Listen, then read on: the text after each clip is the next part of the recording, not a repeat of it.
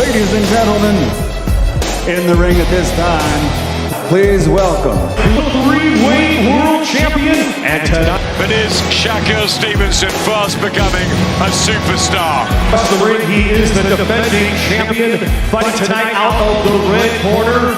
He comes to the ring wearing black with paint and weighing in officially at 134.1 pounds. Hailing from Brick City, Newark, New Jersey, USA, a 2016 Olympic silver medalist, now undefeated as a professional with 22 wins, 10 of those 22 wins coming by way of knockout. The reigning and defending WBC lightweight champion of the world, Shakur Stevenson! And his opponent across the ring, fighting out of the blue corner, he is the defending world champion. He wears maroon with blue and gold trim. He scaled at the lightweight limit of 135 pounds, bang on. His professional record, also a perfect one. 16 fights, 16 victories, 12 of them coming by way of knockout. Hard-hitting Honduran 2016 Olympian is widely recognized as one of the best active fighters on the planet. Tonight, this 2020 Fighter of the Year makes his 7th appearance right here at Madison Square Garden, fighting out of Brooklyn, New York, USA. Is the reigning, defending, undefeated IBF, WBO, WBA, WBC franchise, and Ring Magazine lightweight champion of the world, Teofimo Lopez! At the explosive press conference, Teofimo Lopez delivered a fierce warning to Shakur Stevenson, promising to dominate inside the ring. Labeled the underdog, Lopez embraced the narrative, vowing to expose underestimation as a costly mistake. He guaranteed an elite-level performance fueled by championship experience, fight IQ, knockout power, and relentless hunger, assuring fans a high-stakes boxing showdown that will redefine pound-for-pound debate. I didn't know that. They kept program. Lopez enters his showdown with Shakur Stevenson. Driven by pure determination and elite confidence. Locked in and battle-ready, Lopez promises total control inside the ring, aiming to showcase his explosive power, championship-level skill, and fight among boxing's elite. Yeah. Beat him up. Beat him up. And we know at one point you contemplated retirement. Seems like you're in a good place now. You're active. Where are you at right now? Where are you feeling about your career? Mentally, I'm in the Bahamas somewhere, having a coquito. Teofimo Lopez makes it absolutely clear that he has no intention of letting Shakur Stevenson take the championship he fought relentlessly to earn. He highlights the elite sacrifices behind his rise, explaining that the belt represents years of pain, discipline, and non-stop grind at the highest level of boxing for Lopez. This bout is about legacy protection and defending everything he built through blood, sweat, and mental toughness. Fueled by confidence and pride, he is fully locked in to dominate the ring, believing no opponent can steal what was earned through dedication, sacrifice, and championship-level commitment. Of being in the ring, Yes. Shakur Stevenson, obviously you guys are both in Las Vegas. I'm hearing that you did link up today. A face-off happened between the two of you? Yeah, face-off happened, things of that nature, just to create the things that are in motion already. So we're really adamant about fighting each other next, and I can't wait for us to really lace it up. And I see him across the ring, and really when that bell rings, lights out for him. What's it like seeing him now kind of face-to-face? When you look at him, what do you see? Because obviously you're not locked in just yet, and the closer it gets to a fight, obviously things turn a little bit. But when you do look at Shakur, what do you think of him? I think I don't think too much of it. I think that he believes in himself. That's one thing. But I'm here to destroy his dreams and all that he wants to do and become. You can't take this from me. I worked very hard for it. I've bled for this, and I'm not taking nothing from him, but I just believe that what's gonna happen next is for destiny in the box. AOE delivers a sharp tactical breakdown of the Shakur Stevenson versus Teofimo Lopez championship showdown, predicting a high-level 12-round pay-per-view chess match rather than an early stop. He explains that the opening 6 rounds will be critical as Stevenson is unlikely to start aggressively. Instead, Shakur is expected to operate off the back foot, using elite defense ring IQ and timing to download data and read Lopez's intention. If Teofimo can convincingly control the early rounds with speed, power, and explosiveness, could force Stevenson to adjust his game plan in the later stages, increasing drama and competitiveness. Lopez is labeled the classic front-runner, dangerous early, fueled by momentum, raising questions about whether he can maintain that elite intensity deep into a world title fight. Agar believes that if Shakur falls behind early, he will be compelled to open up in the championship round, creating a thrilling prime-time finish with legacy implications. However, if Lopez drops the early round, Stevenson's precision and experience could carry him to a dominant unanimous decision. Ultimately, this bout is a high-stakes elite-level strategic battle where energy management, round-by-round execution, and championship composure will decide the winner. I don't think that Shakur is going to come out and try to fight or take the fight to Teo in the first 6 rounds at all. So if he's fighting off the back foot, if Teo can make it so that he's convincingly, or he's convinced at least Shakur that he may have won 4 of the first 6 rounds, you know, if it's 4-2 in Shakur's mind going into the second half of the fight, or if I'm looking at him stealing those first 6 rounds, then it's an interesting fight going into the tail end, because Teo, to me, is a front runner, right? I want to see if he can carry his energy and his explosiveness late in the fight and not wear down. And then when Shakur starts to open up, you know, can you steal some of those championship rounds from him and make it like a close fight? I think if Teo comes out and does what he usually does, which is try to swarm Shakur early and keep Shakur on the defensive early, then he can try to steal a lot of those early rounds. And if he does that, then Shakur has to fight in the tail end of that fight, and that'll make it real interesting. If I'm looking at the first 3 rounds, first 4 rounds, and Teo looks like he's losing those rounds convincingly, then it's an easy night for Shakur, unanimous decision in my opinion. You know what I mean? Because I don't think Teo is going to bring anything late in the game, you know what I mean, to this fight. I think if he is who he's always been, you know, he's going to get gassed after like the 7th round and then take some rounds off. And when he does that, Shakur will open up and start to try to pick him apart, pot shot him, and do things like that. But this is the perfect fight, narrative-wise, for Shakur, because I've been waiting for Shakur to get into that fight where, you know, he doesn't have the fight where he doesn't have his Diego Corrales fight, you know what I mean, where you think he's actually in danger. Shakur has been he's been outclassing everybody he's in the ring with. You know what I mean? Then the guys that you think could give him some work, like De Los Santos, I know people hate when I bring that fight up, but I want to see him. Shakur Stevenson explains that his motivation is fueled by an intense competitive mindset and an obsession with proving greatness at the highest level of professional boxing. When studying Teofimo Lopez's past performances, Stevenson was impressed by his explosive confidence, elite athleticism, and flashy ring IQ qualities that reminded him of a young Roy Jones Jr. That comparison sparked a serious desire to challenge himself against a dangerous, high-value opponent. Stevenson sees this potential matchup as a career-defining moment, a premium opportunity to measure his skills against an elite-level fighter while adjusting to new tactics and fight dynamics. Reflecting on his tough bout against Williams Ida, Stevenson admits the pressure-heavy style was uncomfortable and physically demanding, but it became a turning point in his development. That fight proved he could stay composed under relentless pressure and thrive in adversity. He learned that aggressive volume punchers are meant to test his limits, and he passed that test. Now preparing for Lopez, Stevenson feels fully equipped to handle elite speed, knockout power, and unpredictable exchanges. His championship experience, tactical intelligence, and mental discipline give him confidence that he can control the fight, showcase elite defense, solidify his legacy on boxing's biggest stage. But bro, what is it about you that has you, looking at a fighter that you know is the truth and then saying, I want to fight him? It seems like it should be normal if you're a fighter, right? But that stuff is dying off in the game right now. And I feel like you one of the last of the dying breed that actually want real challenges.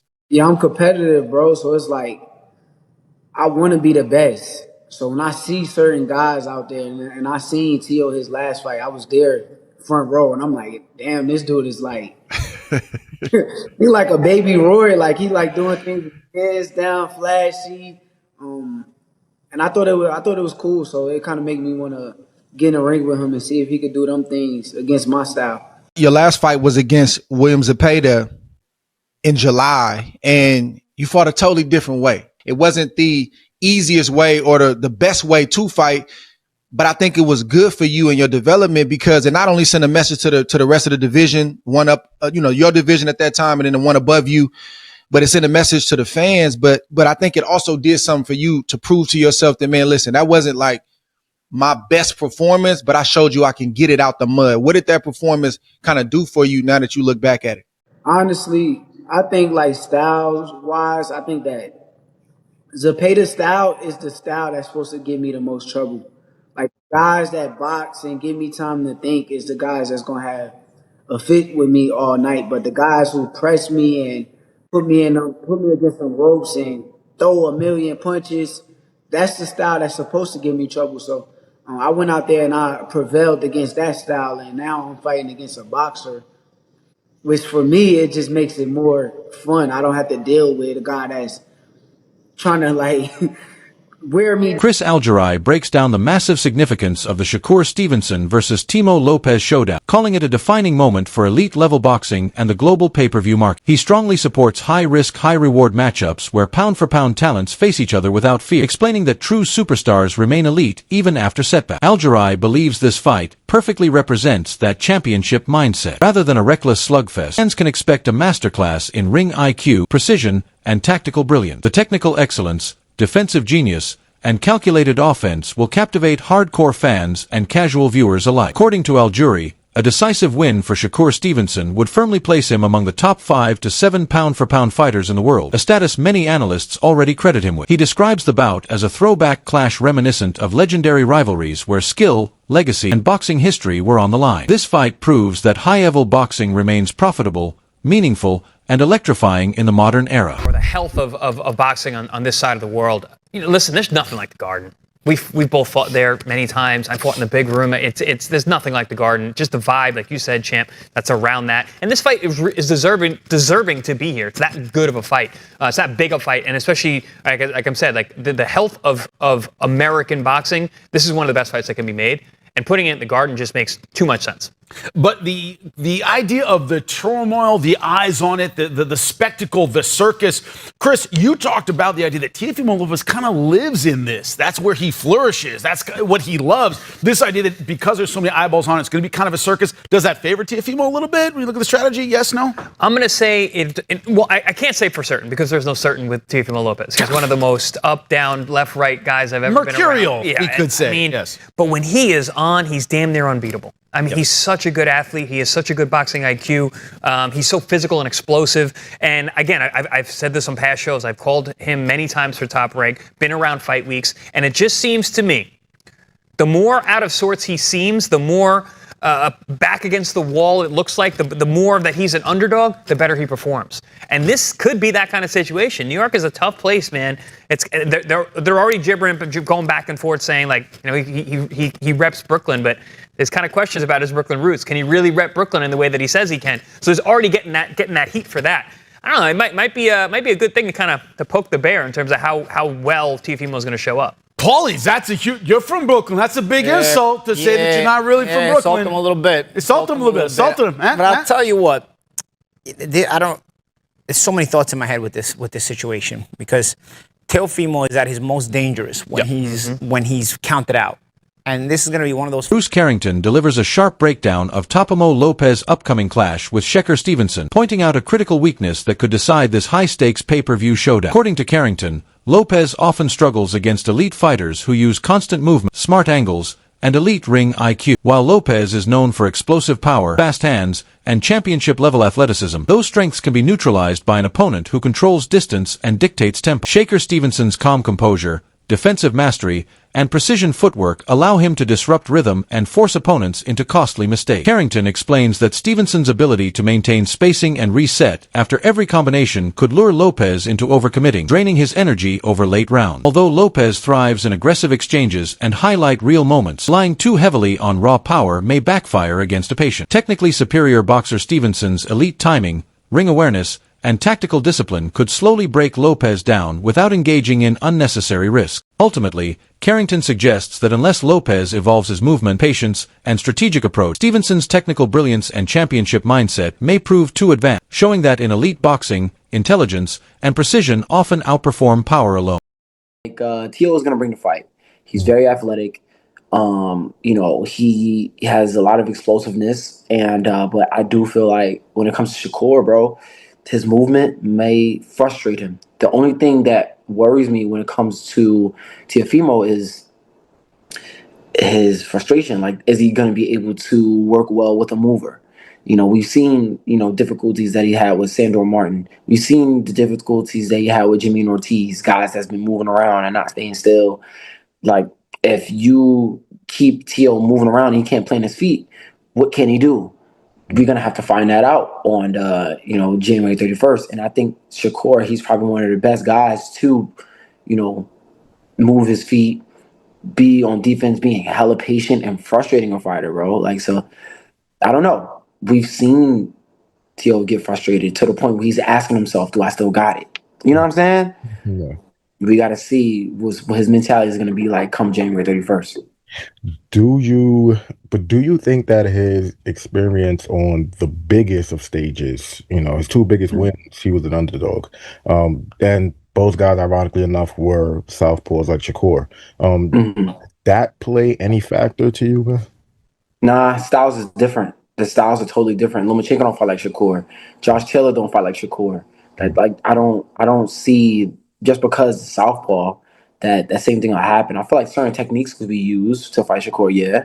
But in terms of like that approach of the fight, nah. Like Shakur fights totally different. You gotta be able to do some out of pocket stuff with Shakur. You gotta throw while he's throwing. That's probably some of the only times that he's able to get hit. Only time he's open. So yeah, other than that, bro, it's gonna be a pretty tough night for Teofimo Lopez, but I feel like Gary Anwan Russell delivers a sharp, insightful breakdown of Teofimo Lopez, focusing on the elite version of the fighter rather than broad assumptions about his skill set. He highlights Lopez's masterclass performance against Vasily Lomachenko as the perfect blueprint, showing how Lope excels when explosive aggression is paired with elite ring IQ and control. Russell explains that Lopez reaches peak dominance when he stays calm under pressure, applies intelligent forward momentum, and forces opponents into high-risk situations while limiting counter opportunity. This rare mix of speed, power, and discipline makes him a nightmare matchup. When Lopez fully commits to his strategy dictating pace, leveraging athleticism, and timing shots with precision, he can decisively win rounds and neutralize even world-class opponents. Right, because you got a scrap and you play with me. Yeah, nah, for sure. I mean, look, like you said, the first thing you said was bluffing McMuffin, right? So you don't think that he's going to do that. Let's just say that's the case. Let's say he wins this fight, but he doesn't win this fight. Whatever happens. Right, because you made a statement after he said, last year, I'm going to go back down to 35. So which one is it, man? He kind of 6'7" with it. No, there you go. Come on, which one is it? So let's talk about 140 then, because obviously there's other champions there. One who you've been going back and forth with recently online, one that you have history with, and you got other guys, Subriel there, somebody else you had history, Richardson Hitchens. What's the route for you going forward after your next fight? Come up on that offense. Right, because you got a scrap and you play with me. Yeah, nah, for sure. I mean, look, like you said, the first thing you said was bluffing McMuffin, right? So you don't think that he's going to do that. Let's just say that's the case. Let's say he wins this fight, but he doesn't win this fight. Whatever happens. Right, because you made a statement after he said, last year, I'm going to go back down to 35. So which one is it, man? He kind of 6'7" with it. No, there you go. Come on, which one is it? So let's talk about 140 then, because obviously there's other champions there. One who you've been going back and forth with recently online, one that you have history with, and you got other guys, Subriel there, somebody else you had history, Richardson Hitchens. What's the route for you going forward after your next fight? After my next fight, unify. I've always let it be known. I want to be undisputed in my division. I want to unify. Anybody who got a title at the time, that's what I need to see next after my next up-and-coming fight. Gary, just talk about, obviously your division is hot right now, this fight, your fight coming up, maybe one of the biggest ones in Teofimo versus Shakur. Just looking at that fight stylistically, how does it play out in the ring? It's 50-50. In order for you to participate in this sport, you got to have a high level of confidence. I feel like both of them has a high level of confidence, Teofimo Lopez and Shakur Stevenson, but styles make fights. Naturally, I think Teofimo Lopez is stronger than Shakur. Naturally, I think he has more athleticism than Shakur, and he got a good IQ on the sport itself. But Shakur, I feel like he's a more smarter fighter. He's a more technical fighter.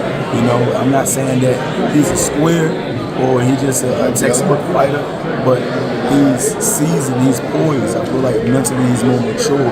Like he don't go outside of the boundaries on taking risks. So a lot of times you will see him fight somebody